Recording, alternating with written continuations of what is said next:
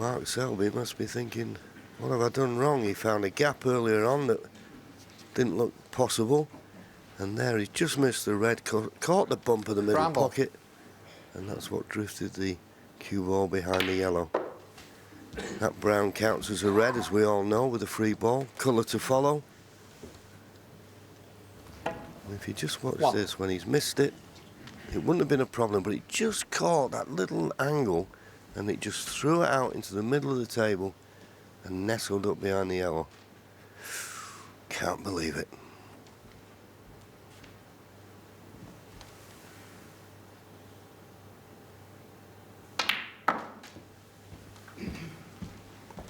Well, he immediately tried to get onto the one to the right of the black, but it's not quite come down far enough. He's still on the one at the back of the pack.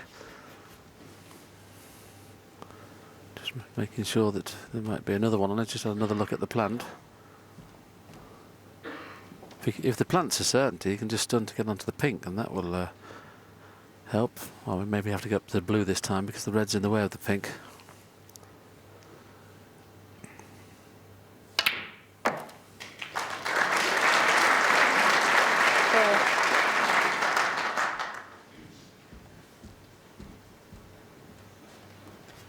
Yeah, that plank was always there, wasn't it? But when Mark Selby had a look before, as we look at Neil, he's come very straight on this blue.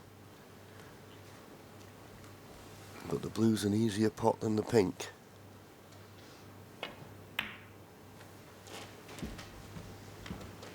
I'm not certain about the availability of the black to the right corner, but pink in the middle of the table, no problem playing for that.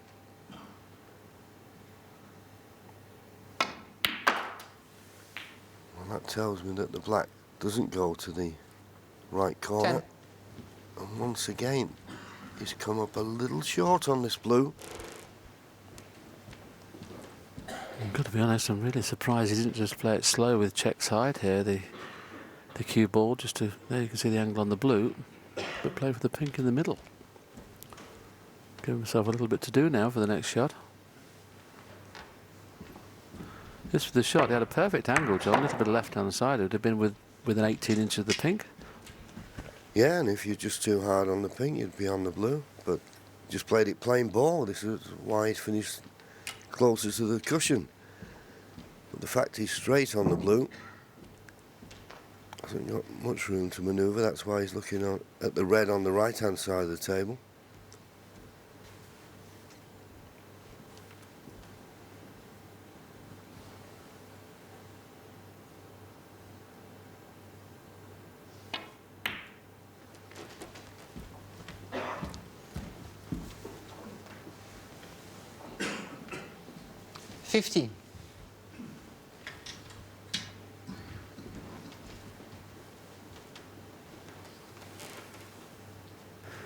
Be playing for the pink this time. He'd like to be straight on the pink, so he can just roll it in and then play the red to the right 16. Of the black, because there's plenty of room. I think the red that's 2 down from the pink will pot in the corner as well. Just having a look at that one.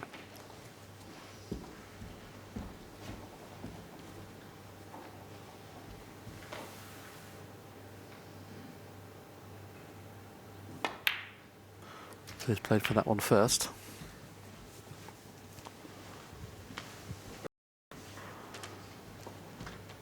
.22. That's the red he's played for. Yeah, we know he's got to play for the pink or the blue, but the black at the moment is not available. So stunning round of 2 cushions for the 23. Pink. Just got an angle. Now, you'd think the red he'd like to play on, and he's just pointing there.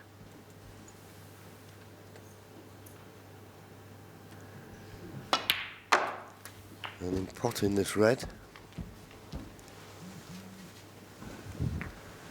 Then obviously 29. In a few shots' time, the black will be available into this corner. 30. And that looks absolutely inch perfect on the pink.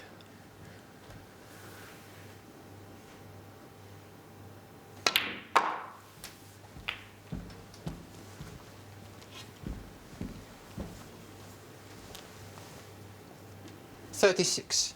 39 points to lead.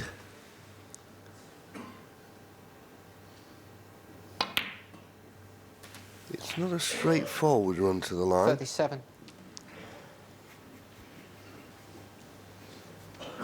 This pink will put him 46 points in front, but still 75 remaining. One or two precise positional shots still needed.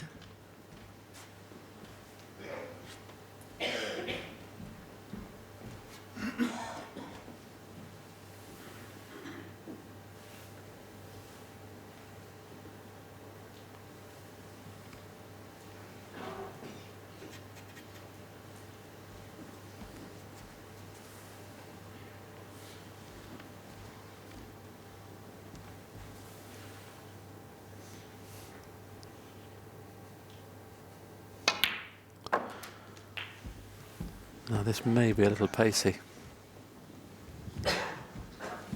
Don't know whether you can get through to the one that's nearest the pocket, in between the black and red. 43. The other one pots obviously, but it's not a nice angle. Looks like he can get through to that one, and that will open the black into both pockets. And now he does have a chance to win the frame with this visit. The 1-3 down from the pink will pot in the left-hand side as well. If he gets perfect on that, it'll be under frame.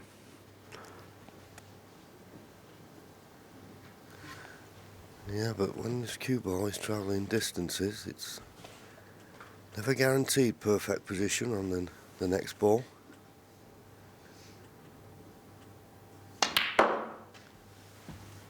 And he looks to have played this very well.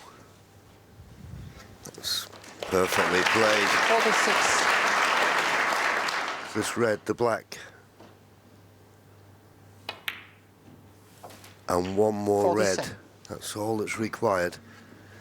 This black will put him 57 points in front with a possible 59 remaining. Mark's not had a lot of luck in this frame, but he has had the chance. That's what he'll know. He's got to be pretty concerned at having lost the first two frames, or possibly going to lose his first two frames, but hasn't done an awful lot wrong, to be fair. When you're playing against a world-class player, you can expect to have times where you're going to be sat there for quite some time. How's the weight? Looks pretty good. He's on the red. 54. And just this red to go 58 ahead with only 51 remaining.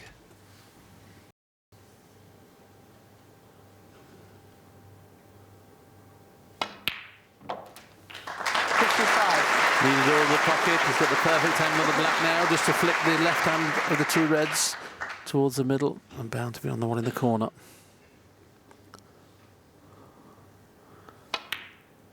Now he can concentrate on making century number 102 for the season. 62.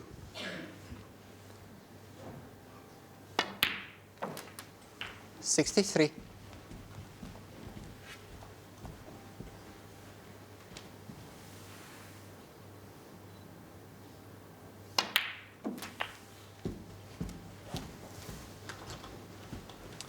Well, looks a bit bemused there, 70. the bounce he had off the top cushion, but I've got to be fair, this table was played a lot better than the tables that were at the quarterfinal stage off the top cushion. Those kind of shots were 71. bouncing nearly all the time.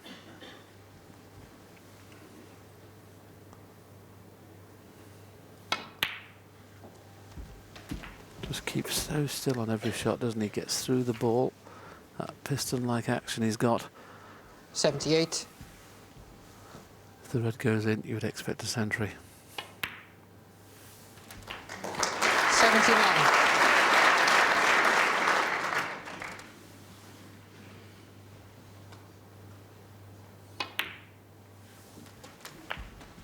He's a century machine, isn't he, this boy, at the moment? 86. 88. If he gets this, will be his 9th century of this year's Alphabet World Championship. 91. That's the number that Ronnie O'Sullivan's on.